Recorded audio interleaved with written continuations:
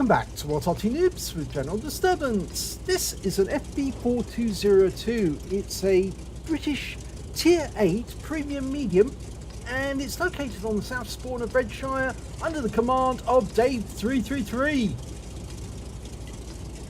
Now, what can I tell you about this tank? Well, it's part of the FV series of tanks, which is the standard tanks that were designed to replace the Centurion. And this one, it's got a 20-pounder gun, which is pretty efficient, actually. I believe it's 230 alpha. Yep, that's right, 230 alpha, 83.4 millimeters is the 20-pounder caliber. And Dave's taking it off towards the east side of the map.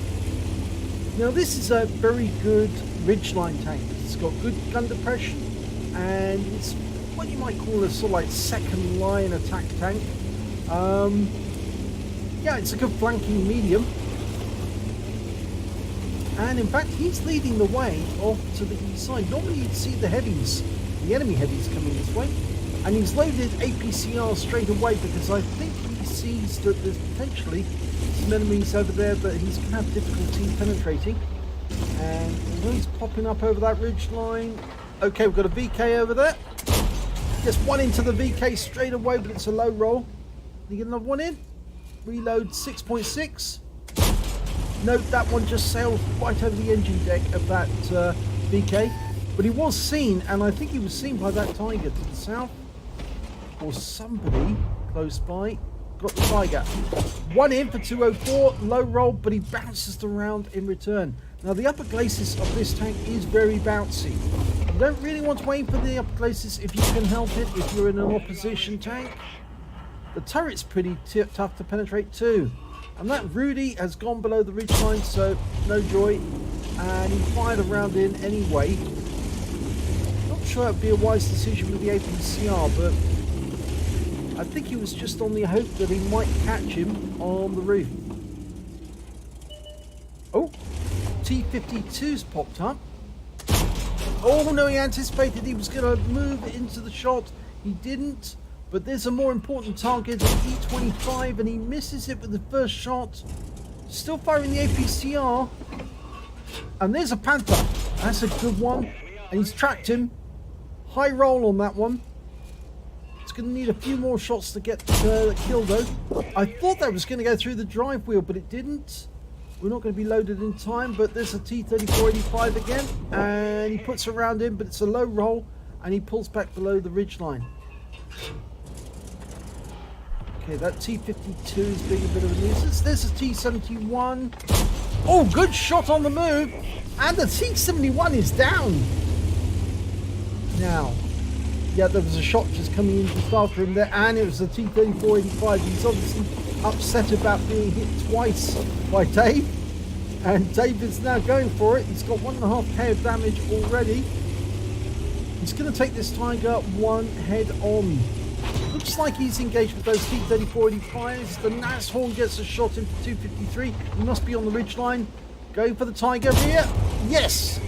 And a high roll. He's a one shot. And before he can get the shot in, the T-3485 takes him out of the game. Okay, so we're pushing this corner. And we've got a Calibre ahead of us. Now, why he didn't go up to the airship, I don't know, but we're going to have to deal with him head on the ridgeline. This is where this tank excels, but unfortunately, Carnarvon's got a very good turret as well. Get a shot in. Going for the cupola. Yes! 246, and it was a high roll. We're going to have to do that quite a few times to get the kill. Still using the APCR. It's going to be expensive at the end. Go for the cupola. Yes, another good shot. Low roll this time though. And we've got the T-3485 helping us. Now, if he keeps exchanging rounds whilst we're doing this, then yeah, it'll be easier. But we're going balls deep, you might say. And we're going to push on him and Wolfpack him. So he won't get any respawn at all. Go for the low plate. Yes, one in. Unfortunately, we lose the T-3485 to the EDR. who's circulating nearby. We get another hot shot into the Calibre. He's a one-shot now. Kill shot. Yes! Potentially we've got the high caliber. Now deal with that EBR who's being a pain. We auto aim on, but no, don't get it. Okay, so we're going to probably have to use the ridgeline to attack that Nashorn. Unfortunately, we're not going to be able to get the gun. Oh, yes, we can get the gun in. 213, it's a low roll. We bounced around in return from the Nashorn. He's got a similar alpha to us, and you can see he's pulled back below the ridgeline because he doesn't want to get hit either. Trouble is, we're rather stuck here at the moment, but we're one tank up on the enemy. Now, will that Nashorn reveal himself by shooting? No, he's not revealing himself, and there's that EBR again, off in the distance. He's headed this way. Now we've switched back to the AP rounds now. And rather than going towards the hill... Oh, no, he is going towards the hill after all. But it means he's going to have to go across the cap. And that's going to tell the enemy he's moved from that position. But if the Nashorn pops out now, he's really going to get hurt. There's no Arty, so don't need to worry about that. But, oh, we've got a T-44 the other side. He's in the castle. There's the T-34-85. Yes, one good round in for 219. Now remember, T-34-85 can only do about 180 alpha. Oh, one out of him, and that's it. He's over. And there's the T-44. Good shot, 206. But the EBR's behind us. Here he is, and he's got us in the tracks. Trying to get a snapshot on him, but we can't. So we've repaired our tracks, going for the T-44 again. That one bounced off his armor. I'm sure that EBR is going to be back. The Nashorn's just over the ridge line. There he is, he's looking at us. And we got him! One right into the top of him. There's only 3 enemies left, but there's only 5 on our team. We've just lost our AMX-12 ton to the EBR. There's the T-44. Making a dash. Yep, and that takes him out the game. We got the kill shot. I think somebody else got a hit on him just before we did, and we got the last one. Now that EBR, can you get him? We're up at 3.8k of damage so far, potentially on a high caliber. There's a Rudy just over here. There we go.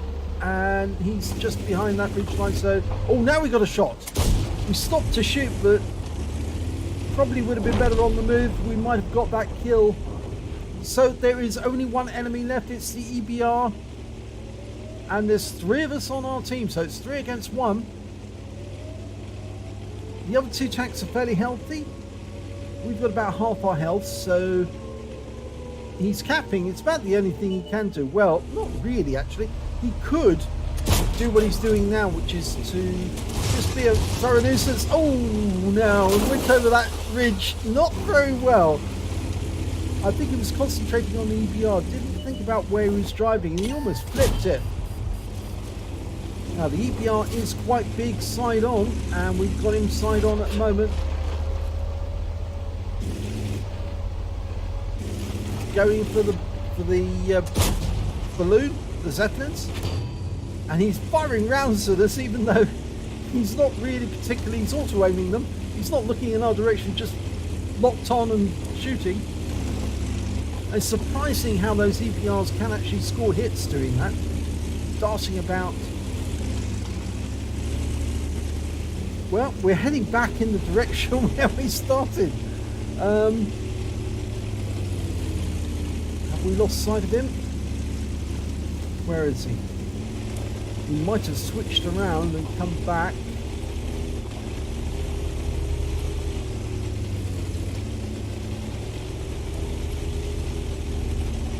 You don't really want to be sitting in a cap with one of those running around, because they can actually constantly get resets by doing this, and they'll soon earn a Defender's Medal, as well as making it impossible to win out the game with a cap.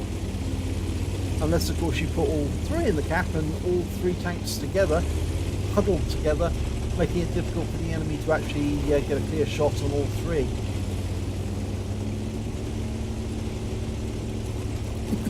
Well, Dave's headed off towards the bushes, right at the back of the map.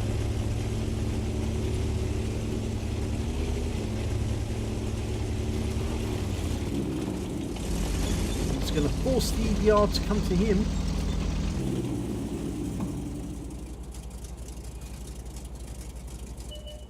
And he's turned up actually at the castle, so he must have done a virtual circuit anti-clockwise.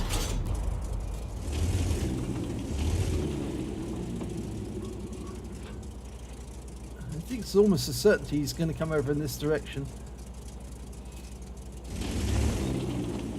But at the moment he's fighting it out with the P43 Tur and the AMX M449.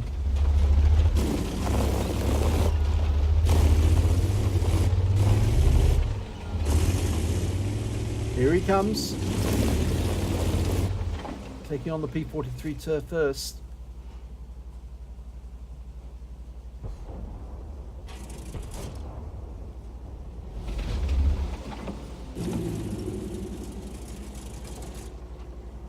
Not sure if Wargaming realised what a mistake it was to put the EBRs into the game, or rather the wheeled vehicles into the game. It might be now. Well, we're only a few seconds away from capping out, and Dave's decided to pull back into cover, and we've completed the cap. The EBR left it too late, way too late, although he did get the kill on the P43 Tur right at the end. So let's have a look at the end of battle stats.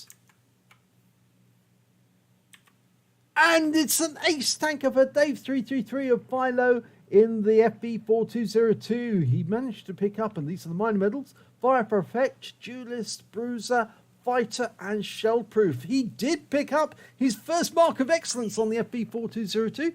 Very well done.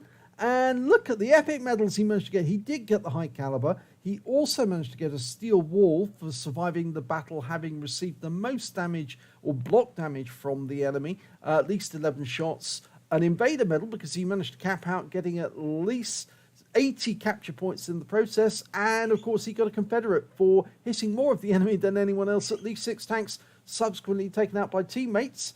And a win 8 for the game of 8,140, which is Super Unicum standard. So let's have a look at team score. There you go, right at the top of the table, 3,986 hit points of damage in that one, which is definitely the highest. In fact, actually, the second highest score was the EBR. It was Flaming Nuisance, 2,816 hit points for him. And the next highest score after that was the Excalibur with 1,499, the new reward tank destroyer. When it came to kills, it was the EBR who managed to get the highest amount. He got 5, Dave managed to get 4, and then we've got a couple of tanks with 3 kills each. And when it came to base XP, it was Dave who got the highest amount. He got 1,331. The T29 got 776. And after that, it was the T3485 who actually managed to get a Leather Slayer's medal as well. Whilst the EBR, well, he didn't get any medals at all, but he did prove to be a big nuisance. Let's have a look at detail report. Well, Dave fired 34 rounds in that game. He got 23 direct hits and 19 penetrations. It's quite a good gun, the 20-pounder. It did damage of 3,986 hit points, of which 1,736 were at more than 300 meters. He received 17 hits from the enemy during the game.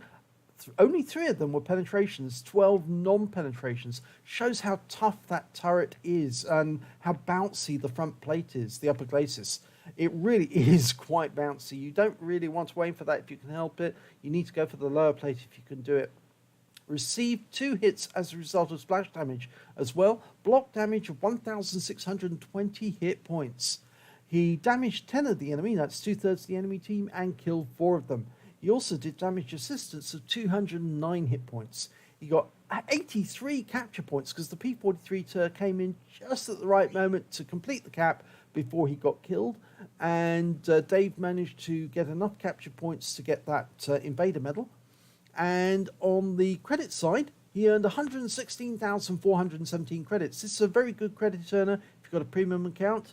And after repair and ammunition resupply, he only took away 7,169. Well, the obvious reason for that is that he used a huge amount of APCR during that game. It did help him with some of the shots, especially on that Carnarvon, but if you use so much premium ammo, it can be a bit of a pain.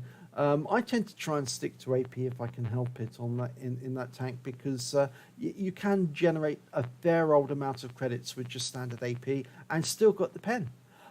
He received 6 bonds for getting all those awards, and he also earned 1,996 XP, times 2 for the first victory of the day, got 1,000 for completing the mission and events, and 200 because this is a premium vehicle, so he took away 5,193 experience points altogether. So congratulations to Dave323 of Bino. Really good battle actually, and for getting that first mark of excellence on the barrel. Now you're going to want to get the others, the other 2 marks to go with it. I know it's a struggle, but it's certainly worth it in the long run. If you enjoyed that replay, please give it a like and do subscribe to our channel, and hopefully it'll be your replay that I'll be featuring in the next video.